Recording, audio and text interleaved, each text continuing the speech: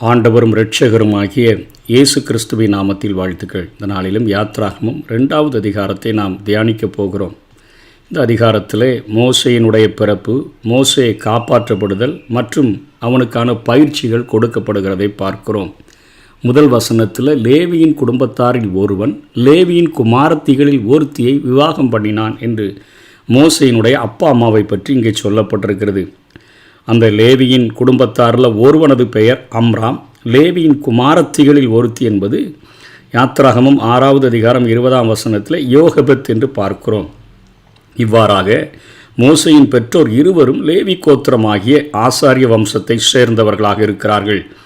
மோசேயினுடைய பெற்றோர் விசுவாசத்தினாலே அவனை 3 மாதம் ஒளித்து வைத்தார்கள் என்று எபிரேயர் 11:23 நாம் பார்க்கிறோம்.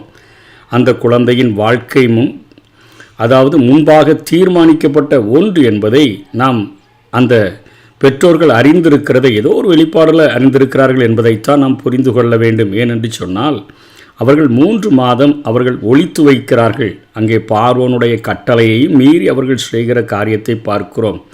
இன்றைக்கு விசுவாசம் என்பது வெளிப்படுத்தப்பட்ட தேவனுடைய வார்த்தையை அடிப்படையாக கொண்டது. ஆகவே அவர்களுக்கு ஏதோ ஒரு வெளிச்சம், ஒரு வெளிப்பாடு கிடைத்தபடினாலே அந்த குழந்தையை அவர்கள் மறைத்து வைக்கிறார்கள். தேவ திட்டம் எப்படி செயல்பட்டது என்பதை கீழே உள்ள வசனங்களிலும் நாம் பார்க்க முடியும். அதாவது இங்கே யோகபேத் ஒரு பேழை போன்ற ஒரு பெட்டியை செய்கிறதை பார்க்கிறோம். நோவாவின் பேழையைப் போலவே யோகபேத் ஒரு சின்ன ஒரு குழந்தையை காப்பாற்றுகிற ஒரு பேழையை செய்கிறாள். இது ரெண்டுமே கிறிஸ்துவுக்கு அடையாளமாக அது காணப்படுகிறது. கிறிஸ்துவினுடைய நிழலாட்டமாக, அதாவது எப்படி நோவாவையும் அவனுடைய குடும்பத்தையும் இந்த உலகத்தில் உள்ள அநேக மிருக ஜீவன்களையும் அதாவது எப்படி பாதுகாத்ததோ அதே போல் இங்கே மோசேயை பாதுகாப்பதற்கும் பேழை போன்ற ஒரு காரியத்தை அவனுடைய தாய் ரெடி பண்ணுகிறதை பார்க்கிறோம். இந்த அதிகாரம் முழுவதிலும் தேவ திட்டம் எப்படி நடக்கிறது என்பதை நாம் பார்க்க முடிகிறது. என்ன, பார்வோனுடைய குமாரத்தி பேழை மிதக்கிற இடத்திற்கு ஸ்தானம் பண்ண வருகிறாள். அந்த நேரத்தில் பிள்ளை அழுகிறது. அந்த அழுகை அவளுடைய இரக்கத்தை கவர்கிறது. அவள் உடனே பார்வோனுடைய குமாரத்தி மோசையின் தாயையே பிள்ளை வளர்க்கிறதற்காக அவள் நியமிக்கிறதை நம்ம பார்க்கிறோம். அதே போல் 9வது 10வது வசனத்தில் பார்வோனுடைய குமாரத்தி அவனை நோக்கி, நீ இந்த பிள்ளையை எடுத்துக்கொண்டு போய் அதை எனக்கு வளர்த்திடு, நான் உனக்கு சம்பளம் கொடுக்கிறேன் என்றான். அதற்கு ஸ்திரீ பிள்ளையை எடுத்து கொண்டு போய் அதை வளர்த்தாள். பிள்ளை பெரிதான போது அவள் அதை பார்வோனுடைய குமாரத்தினிடத்தில் கொண்டு போய் விட்டாள். அவளுக்கு அவன் குமாரனானான். அவள் அவனை ஜலத்தினின்று எடுத்தேன் என்று சொல்லி அவனுக்கு மோசே என்று பெயரிட்டாள் என்று பார்க்கிறோம். இன்றைக்கு ஒவ்வொரு கிறிஸ்தவ பெற்றோர்களும் அதாவது பிள்ளையை எனக்கென்று வளர்த்திடு என்று சொல்கிற தேவனுடைய கட்டளையாக அதை ஏற்றுக்கொண்டு நாம் பிள்ளைகளை வளர்க்க வேண்டும். மோசே என்கிற அந்த பெயருக்கு எகிப்திய மொழியில் குழந்தை அல்லது மகன், அவ்வளோதான் அதனுடைய அர்த்தம். அந்த பெயரையே பார்வோனுடைய குமாரத்தி அதாவது குழந்தை அல்லது மகன் என்று ஒரு பெயரை சூட்டுகிறாள். எபிரேய மொழியில் அந்த சொல் நீரிலிருந்து எடுக்கப்பட்டவன், அதாவது ஜலத்திலிருந்து எடுக்கப்பட்டவன் என்கிற பொருளை உடையதாக இருக்கிறது. பிசாசானவன் அவனுடைய சொந்த ஆயுதத்தால் அங்கே தோற்கடிக்கப்படுகிறதை பார்க்கிறோம். தேவனுடைய நோக்கத்தை முறியடிக்க வேண்டுமென்று அவன் பயன்படுத்திய பார்வோனை கொண்டே மோசையை பராமரிக்கவும் அவனை வளர்க்கவும் தேவன் ஏற்பாடு செய்கிறதை பார்க்கிறோம். அந்த மோசையே சாத்தானின் வல்லமையை சீர்குலைக்க செய்கிறதற்கு ஒரு தேவனுடைய கருவியாக செயல்பட்டதையும் நாம் பின் நாட்களிலே பார்க்க முடியும். அதனைத் தொடர்ந்து 11வது 12வது வசனத்தில் மோசே தன் சொந்த மக்களை காணும்படி சென்றபோது அவனுடைய வயது 40 என்பது அப்போஸ்தலர் 7:23 நாம் அறிகிறோம். அவன் எகிப்தியனை கொன்ற செயல் ஒரு விவேகமற்ற ஒரு செயல். அவனுடைய ஆர்வம் விவேகத்தை மிஞ்சிவிட்டதை இங்கே பார்க்கிறோம். தேவன் ஒரு நாள் இஸ்ரவேல் மக்களை எகிப்தியரிடமிருந்து விடுவிக்க மோசேயை பயன்படுத்துவார். ஆனால் அந்த வேளை இன்னும் வரவில்லை என்பதை மோசே தெரியாமல் இந்த காரியத்தை விவேகமின்றி செய்கிறதை பார்க்கிறோம். முதலாவது அவன் பாலைவனத்தின் பின்புறத்தில் தேவனுடைய பள்ளியில், அதாவது பாலைவனத்தில் பாடம் கற்க வேண்டிய ஒரு 40 ஆண்டுகள் அவனுக்கு இருந்தது என்றே சொல்ல வேண்டும். அப்படி கற்ற பின்புதான் எகிப்து நாட்டில் 400 ஆண்டுகள் அடிமைகளாக இருந்த அந்த ஜனங்களை ஆதியாகமம் 11:15-13 சொல்கிறாரு. அதன்படி அவர்களை மீட்டெடுத்து வர வேண்டும். மோசையின் நடவடிக்கைகள் உரிய காலத்துக்கு 40 ஆண்டுகளுக்கு முன்பாக அந்த காரியங்கள் அங்கே நடக்கிறது. பாலைவனத்தில் தனிமையில் அவனுக்கு கூடுதலான பயிற்சியை ஆண்டவர் கொடுக்கிறார். அந்த மக்களும் செங்கல் சூளையில் கூடுதலான பயிற்சியை அவர்கள் எடுக்கிறார்கள். கடினமான ஒரு வேலைக்கு அவர்கள் உட்படுத்தப்படுகிறதை நாம் பார்க்கிறோம்.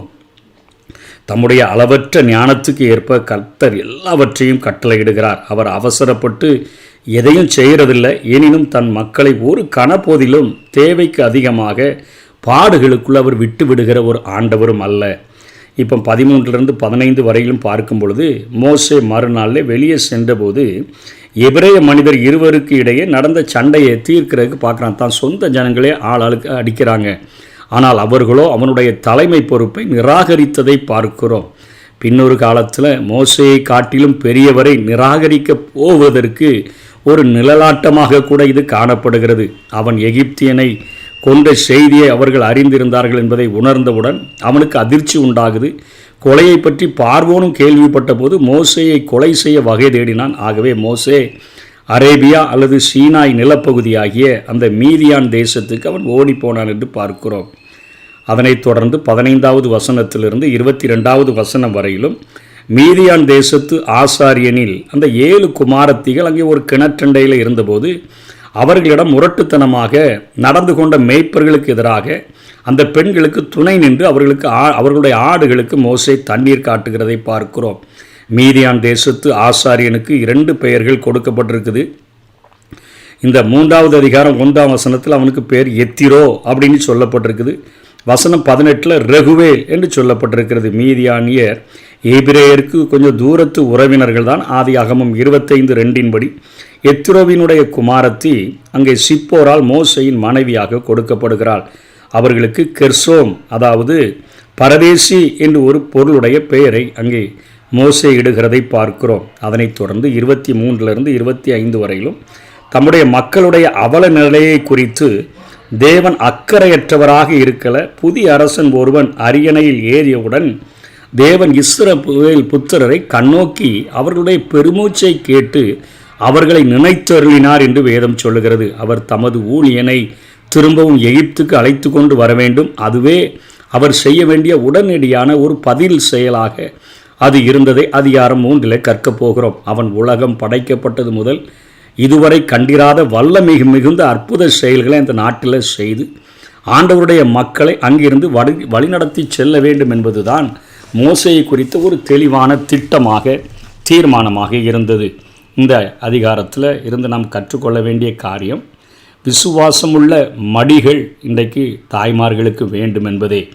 அன்னையினுடைய மடிதான், தாய்களினுடைய மடிதான் குழந்தைகளினுடைய கல்விக்கூடம். அழகற்ற வாழ்வு இன்றைக்கி ஒரு மனுஷன் வாழ்கிறான்னா புத்தியற்ற தாய்கள் வடித்தெடுத்த சிற்பங்களாகத்தான் அவர்கள் இருப்பார்கள். அதாவது அவர்களுடைய மடியிலேயே பிள்ளைகளுக்கு அவர்கள் ஞானப்பாலை ஊட்டி அவர்கள் வளர்க்க வேண்டும். விசுவாச வீரர்கள் பழுக விசுவாச தாய்மடிகள் வேண்டும். இன்றைய கிறிஸ்தவ தலைமுறைகளின் தீங்கு என்ன? விசுவாசமற்ற வாழ்க்கை. பிற கொள்கையினரை போலவே கிறிஸ்துவுக்குரிய பிள்ளைகளும் அப்படியே அவங்க எப்படி அலைகிறாங்களோ அதே போல தான் இன்றைக்கு கிறிஸ்தவ பிள்ளைகளும் அலைகிறத நம்ம பார்க்குறோம். மோசையினுடைய கல்விச்சாலை எங்கே அப்படின்னா அங்கே யோகபெத்தினுடைய மடியாக இருந்தது. அவளுக்கு கரும்பு தின்னுகிறதற்கு கூலி கிடைச்சது போல் சொந்த குழந்தையை வளர்க்கிறதற்கே சம்பளமும் கிடைச்சிச்சு. அந்த சத்தத்தினுடைய கோர அந்த பிடிகள் பிஞ்சு பாலகர்களை கொண்டு தீர்த்த பொழுது உயிரையும் பணையம் வைத்து தன்னுடைய புதவல்வனை ஒழித்து வைத்த அவளுக்கு இப்பொழுது ஒரு விசுவாச வீரனை உருவாக்கக்கூடிய அருமையான ஒரு காரியம் அவளுக்கு கிடைத்திருக்கிறது. இஸ்ரவேலினுடைய விடுதலைக்கு விடிவெள்ளியாக அவனை உருவாக்குகிறதற்கு அவளுடைய மடி உதவிற்று. அதன் அடிப்படைகளை அமைக்க காரணமாக இருந்தவளே இந்த தாய்தான், இந்த யோகபத்து தான். மோசே தனது வேர்களை எவ்வாறு அறிந்து கொண்டான்? எந்த குடும்பத்தில் பிறந்திருக்கிறோம், தான் யார் என்பதை அறிந்து கொண்டான் என்றால் தாயின் வார்த்தையில் இருந்து தான் அறிந்து கொண்டான். அவன் வளர்ந்த உடனே அங்கே பார்வோனுடைய குமாரத்தின் இடத்துல தாய் கொண்டு வந்து விட்ட உடனே அவன் பார்வோனுடைய குமாரத்திக்கு மகனானான் தான் எழுதப்பட்டிருக்குது. ஆனால் ஏற்கனவே தாய் சொல்ல வேண்டிய எல்லாவற்றையும் அங்கே விதைத்து விட்டதை பார்க்கிறோம். பரதேச வாழ்வின் நிலையை குழந்தை பருவம் முதல் கற்பிக்க வேண்டியது தாய்களுக்குடைய கடமையாக இருக்கிறது. தாய் மடியிலேயே இந்த உலகத்தினுடைய லட்சியத்தை மனிதன் தீர்மானிக்கிற அளவுக்கு அவனுக்கு ஞானப்பாலை தாயால் நிச்சயமாக கொடுக்க முடியும். விசுவாச போர்க்களத்தில் இன்றைக்கி விசுவாச வீரர்களுடைய பற்றாக்குறை காரணம் என்னென்னா, இன்றைக்கி நிறையா விசுவாசமற்ற தாய்மடிகள் இன்றைக்கி இருக்கிறதுனால தான், அவர்கள் போதிக்காததுனால தான் இன்றைக்கி போர்க்களத்தில் விசுவாச வீரர்கள் குறைவாக காணப்படுகிறார்கள். பவுல் பிள்ளைபேற்றின் ரட்சிப்பை பற்றி பேசும்பொழுது 1 தீமோத்தேயு 2:15 அவர் இதை சொல்கிறார், பிள்ளை பேற்றிலே ரட்சிக்கப்படுவாள் என்று சொல்லுகிறதை பார்க்கிறோம். இன்றைக்கி பிரதிபலன்களை இன்றைக்கி தாய்மார்கள் அதிகம் பெறணும்னா மைக்கை பிடிச்சி பேசுகிறதுனால அநேக பிரதிபலன்களை தேவனிடத்திலிருந்து பெற முடியாது. தன்னுடைய பிள்ளைகளை நல்ல பிள்ளைகளாக வளர்த்தெடுக்கிற தாய்மார்கள் தேவனிடத்திலிருந்து அதிகமான பிரதிபலன்களை பெற்றுக்கொள்ள முடியும். அதனைத் தொடர்ந்து 22வது வசனத்தில் அவன் ஒரு குமாரனை பெற்றான், நான் அந்நிய தேசத்தில் பரதேசியாக இருக்கிறேன் என்று சொல்லி அவனுக்கு கெர்சோம் என்று பெயரிட்டான் என்று பார்க்கிறோம். அதாவது கூடார வாசிகள், சுதேசி விதேசி என்ற வேறுபாடு பெருகி வருகிற காலம் இது. அதாவது கிறிஸ்தவர்கள் எந்த தேசிகள் என வேதமானது தெளிவாக கூறுகிறது. நாம் பரதேசிகளாக இந்த மண்ணில் பிறந்து இந்த காற்றை சுவாசித்து இந்த மண்ணில் நம்ம மடிய போது நாம் இந்திய மக்கள் என்ற நிலையில் நாம் சுதேசிகளாக இருக்கிறோம். ஆனால் இன்னொரு உலகில் எதிர்பார்ப்பில் நம்ம வாழ்ந்து பரலோகத்துக்கு போக போகிறோம், விண்ணுலகத்துக்கு போக போகிறோம், விண்ணுலகு தான் எங்களுக்கு உரிமை என்று நம்ம நினைக்கிற பொழுது நாம் விதேசிகளாக மாறுகிறோம். இந்த நிலத்தில் வாழ்ந்தபடியே நித்திய உலகை நோக்கி வாழ்கிற நாம் இங்கே பரதேசிகள் என்று அழைக்கப்படுகிறோம். அதாவது சுதேசிகள் என்பது நாம் இந்திய மக்களின் குடிமக்களாக இருப்பதினால் சுதேசிகள். ஆனால் நமக்கு இந்த உலகம் சொந்தமல்ல.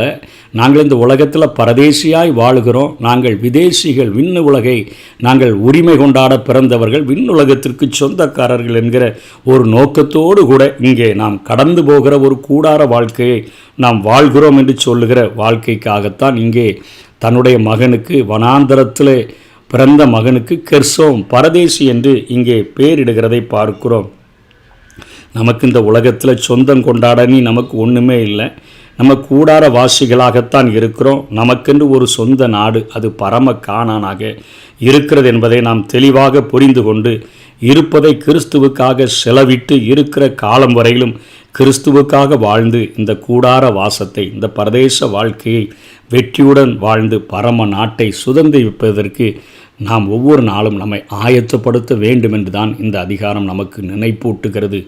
ஆகவே இந்த அதிகாரத்தில் விசுவாசமுள்ள தாய்கள் நிச்சயமாக விசுவாசமுள்ள வீரர்களை உருவாக்க முடியும். தங்களுடைய மடியிலேயே பிள்ளைகளுக்கு தேவையான ஞான பாலை ஊட்டி அவர்களுடைய எதிர்காலத்தை தீர்மானிக்க வைக்கிற காரியத்தை அவர்களால் செய்ய முடியும். அதே போல் இந்த உலகத்தில் பிறந்திருக்கிற இந்திய குடிமக்களாக பிறந்திருக்கிற நம்ம ஒருவேளை சுதேசிகளாக இருந்தாலும் நம்முடைய இருதயத்தில் வேதம் சொல்லுகிற காரியம், நீ இந்த பூமிக்கு சொந்தமானவன் அல்ல, நீ பரதேசியாக இந்த உலகத்தில் வாழ்ந்து கடந்து போகிற ஒரு வாழ்க்கை வாழ்ந்து நித்திய நாடாகிய அந்த விண்ணுலகை சுதந்திரிக்கக்கூடியவன் என்கிற காரியத்தை ஒவ்வொரு நாளும் நம்முடைய நினைவிலே கொண்டு வாழ்ந்தோம் என்று சொன்னால் ஆண்டவருக்கென்று வல்லமையான காரியங்களை செய்கிற கருவிகளாக நாம் உருவாக முடியும். அப்படிப்பட்ட கிருபைகளை தேவன் நமக்கு தந்தருள்வாராக. ஆமென்.